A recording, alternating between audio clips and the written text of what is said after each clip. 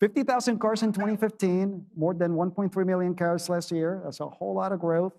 And so you look back over these last 8 years since we chatted with you last, is faster or slower adoption than you expected? Any big surprises that you weren't expecting?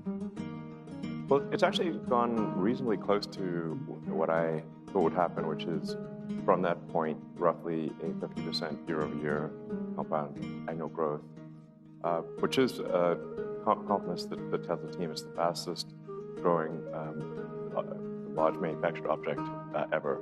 I think the second is like the Model T back in the day, so about 100 years ago.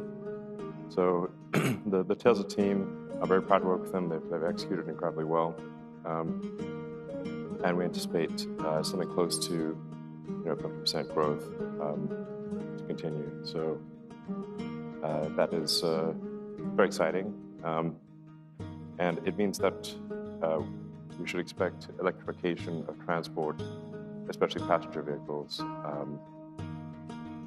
quite quickly. Because the normal human instinct is to extrapolate on a linear basis, but really, if you look at the curves, electric vehicles are growing exponentially. So I think that's great news for those in the room. You have a lot of customers. Well, you have a lot of EV customers ready, and soon you'll have many more. Forgive me for waxing on a little bit here, but sometimes asked, well, when will EVs be most of the cars?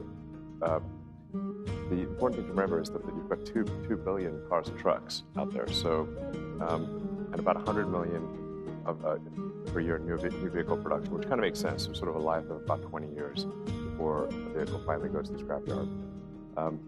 So even if 100% of electric vehicles were, or new vehicle production was electric today, it would still take 20 years to replace the fleet. So it's just important to bear that in mind.